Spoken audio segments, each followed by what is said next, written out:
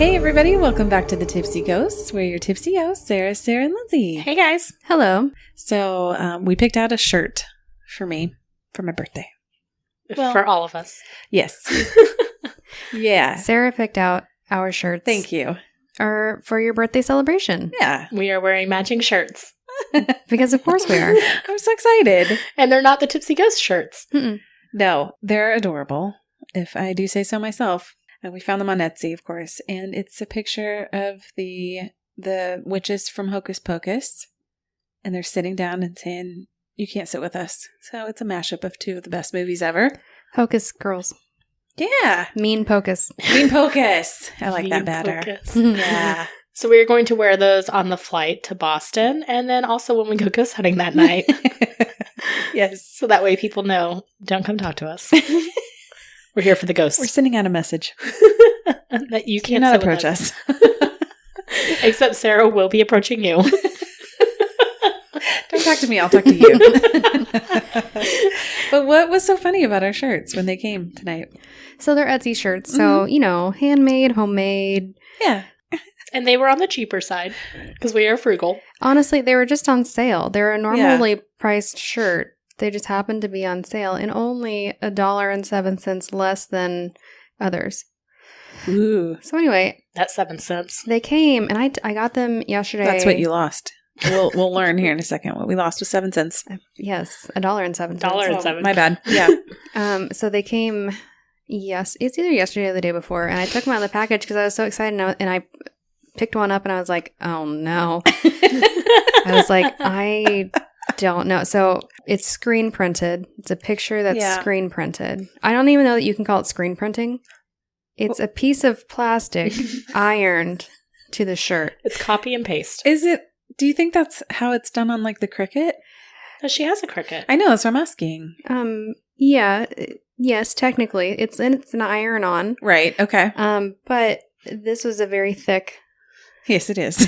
piece of paper size, 8.5 by 11 iron-on. Onto the chest. And the glue that holds it, the adhesive that makes the iron, Stick to the makes shirt. sticky, Yeah, went through it did. to the back of the shirt. So I'm like, okay, well, here's your shirt, guys. I didn't prompt them with anything. I just wanted to see what you guys thought. I was like, just here's your shirts, and you guys are excited. And you're like, okay, let's try it on. So I go to open the shirt to put my head through it, and it's stuck.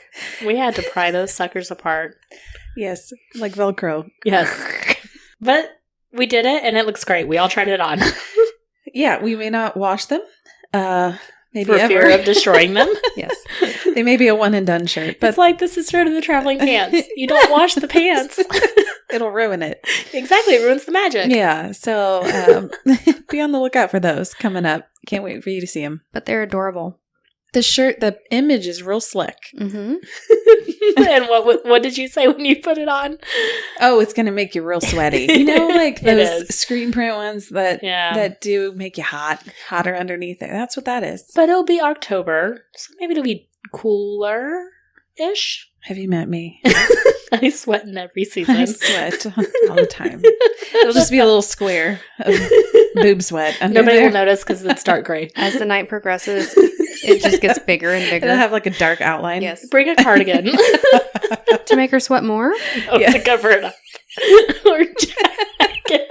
Bring a jacket, like a zip up. Oh, I'm really hot, but I can't take this off. You know what? Let's get a few of those neck fans. I have some because of Disney.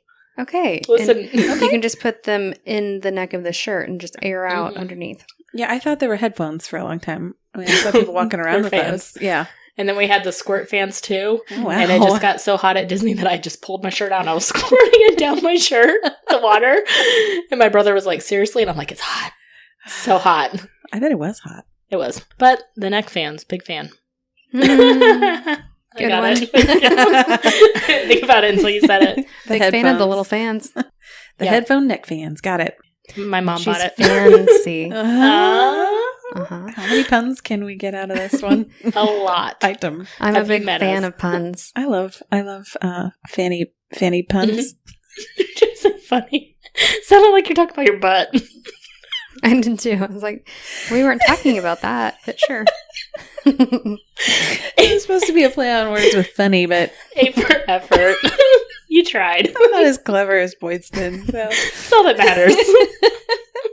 Can I tell you a story? Entertain me. Yeah. All right. I am going to tell you guys about girl number 166. Okay. Okay. So we're gonna go to India, Mumbai. In 2013, Puha God was 7 years old.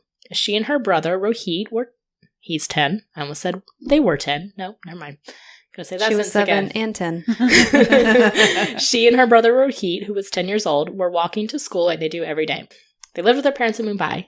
On January 22nd, 2013, the siblings were arguing because Rohit had some pocket money and was refusing to share it with Puha.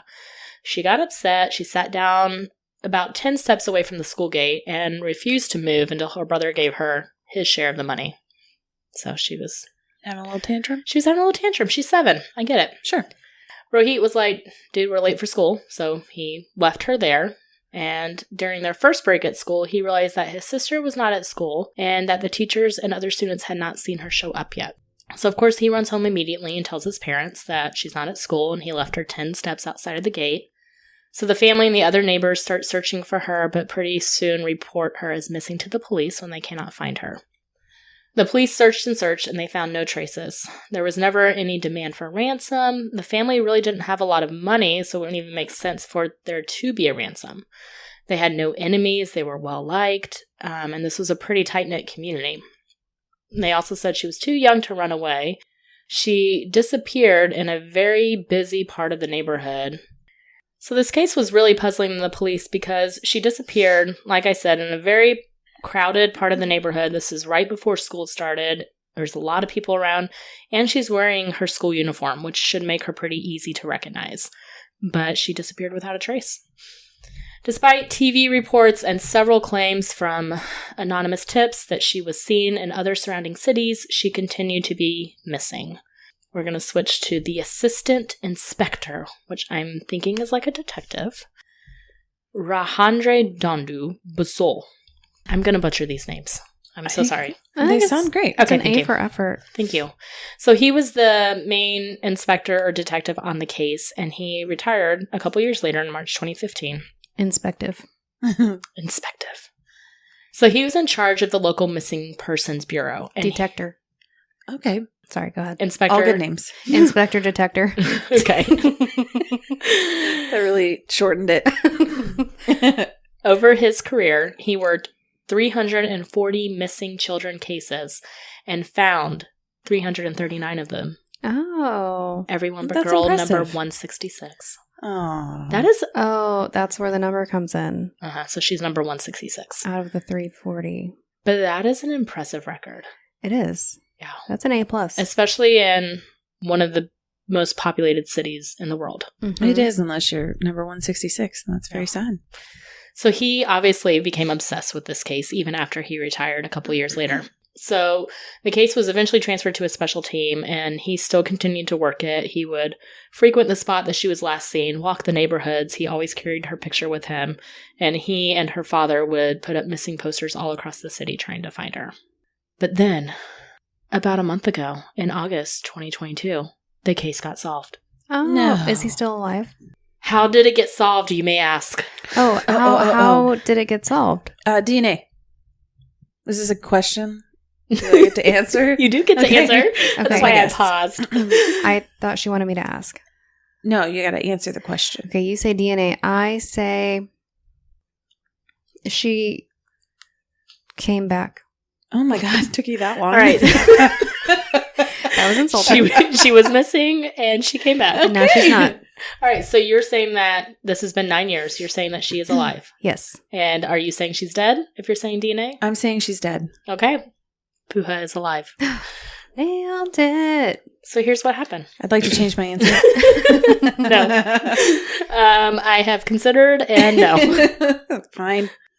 All right, so she was kidnapped by a childless couple, and they named her Annie. So I'm going to kind of call her Annie for a little bit.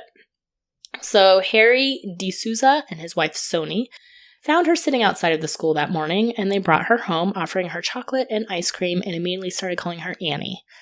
They moved around very frequently after the news picked up the story, staying at various locations that were further away. She was threatened and told not to talk about her parents, and eventually, because she was 7, she started to forget about them. Eventually, they sent her to a boarding school, which was about 700 kilometers away, which is 430 miles. Thank you. You're welcome. So, at first, everything was good, and they loved Annie as their own. But then, a few years later in 2016, Sony actually gave birth to a daughter. And eventually, because they could not afford 2 children, they made Annie drop out of school and homeschooled her instead. So then, in 2017, when this happened, they unknowingly, just by coincidence, moved to an apartment in her original neighborhood, which was literally 200 meters away from where her family lived. It's What? 0.12 miles. That is crazy. A tenth of a mile away. And they still live there? Well, they're just like a sneeze away? But this has been 4 years. Mm-hmm. And so she's now 11, and like they said, she wasn't really remembering her family. But because they were homeschooling her, they kept her inside all the time, and they did not allow her to interact with anyone or with neighbors. At this point, Annie is being physically abused by her quote-unquote parents at this point. A couple years later, in 2019, she overheard the D'Souza's saying that she was not their daughter and was actually a missing child named Puha from Mumbai. But she was not allowed to have a phone or internet access or anything, so she just kept this to herself.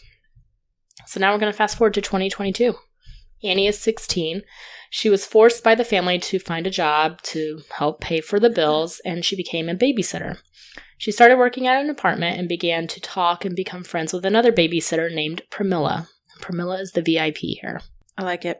All right. So she eventually starts confiding in her and tells her that she's being abused by her mother, and then says that she's not even her real mother. On August 3rd of 2022, she told Pramila that she was really named Puha and was a missing child. And Pramila immediately Googled Puha missing Antari 2013. And Antari is like the town in Mumbai. Okay. And obviously news stories pulled up and the name of the cop who had even been trying to solve her case from retirement. So then she called the numbers on the missing poster that she found online and found a family friend named Mohammed Rafiq Sheikh. Unfortunately, the family has gotten so many tips that were false alerts over the years that they didn't really believe this. So Rafiq, on behalf of the family, agreed to do a video chat with Puha and the mother, and immediately they recognized each other. Unfortunately, her father had already passed away at this point. Oh. I know. I hate that part of the story. So the family alerted the police, who brought Puha to the police station, and they confirmed her identity officially. So that was on August 3rd. On August 5th, she was returned to her family. Aww. After 9 years. Wow. Harry D'Souza was arrested, and he was charged with wrongful confinement, kidnapping, human trafficking, and unlawful compulsory labor. Sony, the mother, was also charged, but she was not arrested, so that way she could stay home with her 6-year-old daughter. Okay. Which I think is weird, but I don't know. Maybe laws are different there. I am sure that they are. Yeah. So that is the story of how girl number 166 was found 9 years later. That's fascinating. It's got a mostly happy ending. Mostly happy ending. How traumatized do you think her brother is for not giving the money? Oh my gosh. And that happened. For leaving her. Pocket change. Oh, man. Can you imagine in the past 9 years he's beat himself up? Wait, so when you said he died, you said her father died. Her father died. So what about the inspective? Inspective detector. I was like, what are you saying? Oh, yes. Inspective detective. So there's not a whole lot I can find because this is still a pretty developing story because it literally, this comes out later, but this happened last week for us. Wow. So he, I guess, finally solved his last case. Okay. Isn't that crazy, though? That is wild. That she was a tenth of a mile away from her family for the past few years. There are a lot of people over in that area, too. Very well populated. So for them to find her, not only that, but for her to be in the same apartment like complex neighborhood, or area, is just wild. And makes you think that there's something else, like fate or something working there. Yeah. It makes me sad because she could have had a totally different childhood. Mhm. Sounds like what she ended up with wasn't very nurturing. Mhm. And she knew, or suspected at least, that she was this missing girl for years, but it took that long for her to find someone that she could talk to and trust. So Aw. technically, he's 100%. All of his missing cases have been He's solved. at 100% now. Wow. Took 9 years, but he's there. Fascinating. The good old inspective detector. You know what else I find interesting about that? What? When you say she's 7 years old, she didn't really remember all this stuff. I feel like 7 years old is plenty old enough to Mhm. remember all that stuff. So it kind of makes me rethink, like, maybe they really don't know much about what's going on. Of course, you think about like what happened when you were 7 years Yeah. old. I don't remember much from when I was 7 per se. So Right. Well, and it said that, but then it also said, when she video chatted, her mom recognized her right away. So I think Yeah. she never forgot about her family and probably never forgot their faces and stuff, but She was probably distracted enough at home mhm. that it was not a priority, not the main thing in her mind. Yeah. And initially, I would assume they treated her very well to kind Sure. of get her on their side. Yeah, they did. Yeah. It took a couple years before they started being physically abusive, and by that point, to her, that was her family. Right. But I was going to do an unsolved missing persons, and then this showed up as a recent solved case, and I was like, let's do a solved case. I appreciate that. You're welcome. I do too. Thank you. Even though you're wrong with your guess. Well, I nailed it. luckily I was wrong and she is alive. To be fair, I'm sure DNA is what they use to confirm her actual identity. I hope that they did, but I'm pretty sure that's what they used. That's great. What a nice little uplifting story. You are welcome. Wow. you. Thank you. Appreciate that. Also, Yes. I would like to be the first to wish you a happy birthday. Oh, thank you. I hope you felt that eye roll. I did. I'll be the second. Okay, thank you. You guys are the first two. Thank you for entertaining us. You are welcome. Thank you so much for tuning in this week, guys, to our commuter smorgasbord done by yours truly. Commuter board. Commuter board. Thank you. That's very difficult to say. I don't like it. I'm not going to say You it. gotta enunciate. You can Commuter Borg. Thank you. Yes. You can always find us at thetipsyghost.com with our socials linked from there, or send us an email at thetipsyghost@gmail.com. Please give us a 5-star rating and a great review anywhere you listen to podcasts. We really appreciate it, and it really does help. What are you laughing at? Commuter Borg? I'm remembering that time that I said www. We were all like, you don't need to say the W's. I was just like... www.thetipsyghost.com / It just popped in my head. I was like, man, what the idiot. Well, at least you can laugh at yourself. I don't know where that came At from. least I'm you so didn't sorry. do like https:// dot. I don't think you need to do the W's if you do the HTTPS. But Oh, really? no, I don't think so. I don't think you do either. Oh, I never typed that in, though. anyway, well, you should. All right, guys. Thanks so much. We will catch you guys next week. Okay, bye. Bye. Bye.